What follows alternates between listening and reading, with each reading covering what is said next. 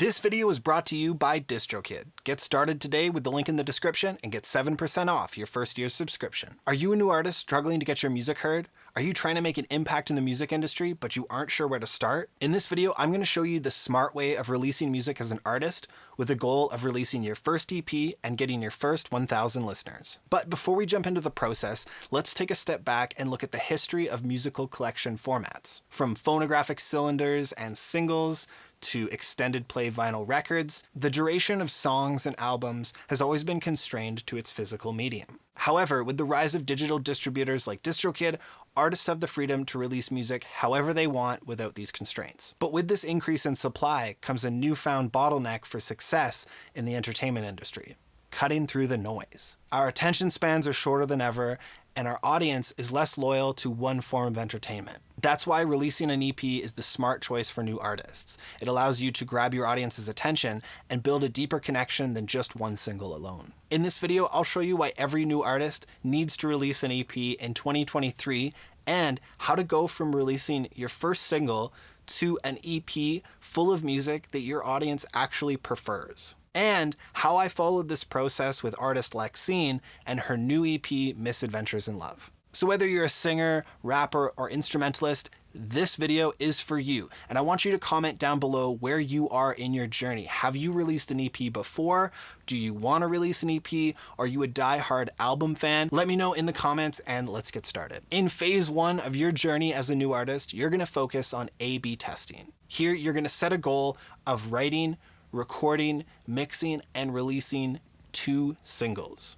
Now, releasing your music and getting feedback is essential, but working on just one song can be paralyzing. You can get caught up on the details of that one song and end up overworking your material. This is a really common problem that ends up affecting a ton of artists. By creating 2 contrasting compositions, you give your audience 2 potential versions of yourself as an artist. Now, it's important that you keep it authentic to a genre that you can dive deep into, because this is going to inform the kind of music that your audience wants to listen to and the kind of music that you should be making in the next step. For example, when we launched Lexine as an artist, we released 2 singles over 2 months. We had Nothing, which was a stripped-down acoustic ballad with minimal instrumentation, and Making You Believe, which was a fully produced R&B power ballad with a full band and choir. After promoting both releases, we waited a couple months and checked the results. The difference was 10-1, showing the importance of A/B testing and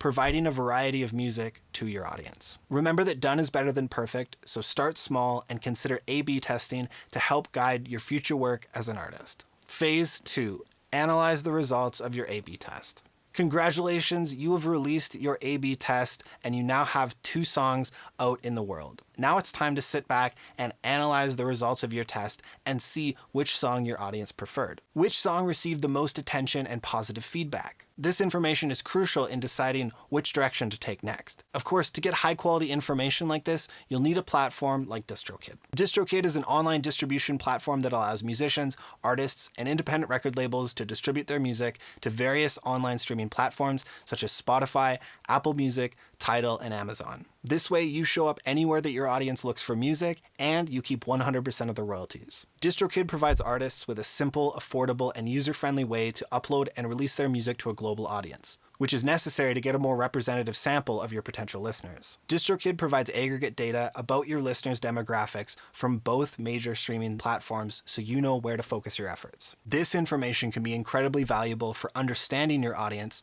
and making data-driven decisions about your musical career. For example, you can see which songs are getting the most streams, where your listeners are located, and which playlists your music is being added to. With this data, you can make informed decisions about your marketing and promotional strategies, as well as identify opportunities to connect with your fans and grow your audience. In addition to being the world's fastest way to get your music onto streaming platforms, DistroKid offers many additional services such as music monetization, YouTube Content ID, and Instagram and TikTok verification, so that you never have to worry about your music going uncredited. So get started today with the link in the description and get 7% off your first year's subscription. In our experiment, the stripped-down acoustic ballad Nothing was the clear favorite among our listeners, even earning a spot on a few Spotify playlists and generating over 10,000 streams in the second half of 2022.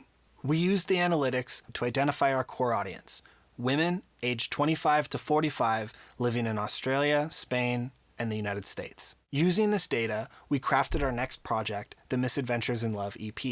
We started with the acoustic guitar as a foundation for each song, and then brought in additional instruments as needed. We also used our experience and creativity to craft a cohesive story for Lexine as an artist. With this in mind, you can create an EP that showcases your best work and speaks to your audience. So we're going to take the insights that we learned from our A/B test, and we're going to use them to develop a production schedule in the next step. Now remember, you don't have to rush this process. Take your time to develop something that truly represents you and your music. All right, for phase 3, you're going to develop your goals and you're going to set up a schedule for your EP release. Now that you have a starting point for your EP, it's crucial to set clear goals and establish a timeline for your project. By doing this, you'll have a clear understanding of what needs to be accomplished and when, which will help you to stay on track and achieve your goals. Start by setting a production deadline and schedule for your EP. I recommend aiming to release 4 to 6 songs over a production schedule of 3 to 4 months. This provides enough time to focus on each step, while also being short enough to see results quickly. So overall, releasing the EP is a great way for you to get experience and feedback without having to commit to the lengthy process and cost of making a full album. So here's the production schedule that we followed for the Lexine EP, Misadventures in Love. In October, we finished writing the songs and making demos. In November, we had all of our recording sessions, recording the instruments and the vocals. In December, I mixed and edited the tracks that we recorded. And then in January, we uploaded all of our songs to DistroKid and released a single. And then in February, the rest of the EP came out and we promoted all of the new songs. It's essential to note that our process was spread out between uploading and releasing to allow for Spotify playlist pitching. You need to apply for Spotify playlists a week and sometimes even up to a month in advance. So that's why we had the extra time in our production schedule, was to allow for that playlist pitching. So set a release date and stick to it. But before you can worry about any of this, we need to go on to the next step, which is writing the songs for your EP. So phase 4, songwriting for your EP. To create a collection of music that showcases your artistic skills, begin by writing 6 to 8 songs for your EP. Start by using your audience's preferred single as a foundation, and then narrow down your selection to your top 4 or 5 songs. As a new artist, it's really important that you focus your efforts on your strongest material, and you can always rework your other songs for later projects. By crafting a collection of songs, you have the freedom to explore emotions, experiences, or events that might not all fit into one song. This will allow you to build your overall body of work and develop your career instead of just trying to cram everything into one song. To get started, make demos for your songs, but remember to stick to the skeleton of the piece before trying to flesh it out. Use a click track to map out the different sections of your music and fill in your chord progressions. Then you can use drum loops to get a rough idea of each song's vibe. Once you've got your structure in place, you can work out your vocal melodies. Focus on the shape and sound of the melody before worrying too much about the words. A good melody will grab the listener's attention, while a good lyric will keep them engaged. Once you have some rough demos, get some feedback from a trusted friend or team member to help you refine your songs further. All right, on to phase 5, consider collaboration. Collaboration can be a very powerful tool in music production, allowing you to bounce ideas off of one another, share the workload, and benefit from someone else's expertise. At this stage, assemble a dream team to hold you accountable and help you achieve the vision for your EP.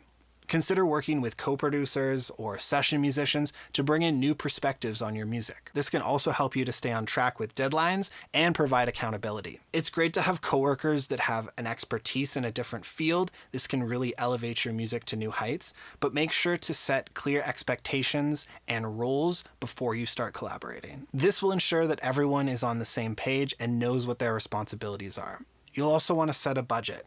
Decide what you need to spend to get what you want and what you can do yourself. And if you're looking for more extensive support, you could always consider hiring a professional production service like backburnerstudios.ca. We offer project consultations and A to Z production services to help you get the music that you want regardless of your expertise. So don't be afraid to explore collaboration as a way of taking your music to the next level. All right, in phase 6, you're going to choose the order of the songs. Now that you've written some songs and you've chosen your favorites, you've made some demos, and you've collaborated with other musicians, it's time to consider how you're going to arrange the tracks on your album. Now, there's a few different strategies to consider when it comes to song order. The first is front-loading. In this approach, you put your best and most exciting songs first, as most people may not listen to the whole album due to time constraints and competition from other forms of entertainment. This strategy works well for full albums, especially when applying for music awards, as judges don't always have time to listen to the entirety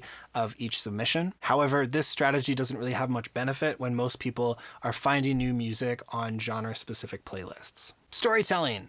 You can tell a story from beginning to end, one song at a time, and arrange your songs according to that story. This approach can be very effective in creating a cohesive and emotional listening experience for your listener. Continuity. Arrange your tracks so that the instrumentation flows nicely. Starting small and developing the EP while relying on singles to gain traction through playlists. This strategy is great for developing a set usable for live music performances. Consider the strengths of your songs, the emotions that you want to convey, and the message that you want to send to your audience when choosing a song order. All right, phase 7, recording and producing your songs. This is the most critical step of the production process. We're going to record your tracks and make all of your production decisions. You can use your demos to inform and fuel your production towards your final product. For the Misadventures in Love EP, we started by recording acoustic guitar to a scratch vocal. We then recorded each one of the rhythm section instruments one at a time, often layering multiple string instruments to accent moments in the arrangement. If you're recording to a grid, I recommend comping, time aligning, and tuning after every session wherever necessary to ensure that players are consistently playing to the click track. Once all your instruments have been recorded, it's time to record your vocals and supporting background vocals. After we added in all of our ideas, we added in a couple of one-time events to fill out the arrangements. For this project, I spent a lot of time trying to get each track to sound the way I wanted on the way in. I used large spaces and room microphones in place of digital reverb in post-production. While this is a useful technique to experiment with if you have the resources, and a lot of the big room stuff that I recorded did make it onto the record, this is not a required production step. Once all your tracks have been recorded and edited to your satisfaction, it's time to mix them into finished songs. And that's going to be phase 8, mixing and mastering your songs. Mixing and mastering are crucial steps in the music production process that work together to ensure that your songs sound the best that they can. Mixing allows you to adjust the balance of the different elements within your song to create a cohesive and polished final product. During mixing, you can change the balance of your instruments to keep some in focus and others as background supporting textures. Other tasks during the mixing stage include reducing dynamic range with compression, removing frequency clutter with EQ, panning sounds to different speakers, using panning, and adding effects like reverb and delay. Mastering is the final step that balances the levels, the frequency content, and the dynamics of each song in the project, ensuring that the songs sound consistent on all playback systems. It's a crucial step that should not be overlooked because it can greatly impact the quality of your music. While both mixing and mastering can be time-consuming, they are essential steps to creating a professional-sounding final product. And finally, in stage 9, you're going to share and promote your EP. Congratulations, your songs are now ready to be shared with the world. To distribute your music on digital music platforms, you can use a distributor like DistroKid, which provides a convenient one-stop shop for setting up your single or EP release. Simply upload your music, credits, and album art, that's super important, and your music will be made available to over 150 music streaming platforms. Once your music is up, it's time to celebrate, but don't stop there.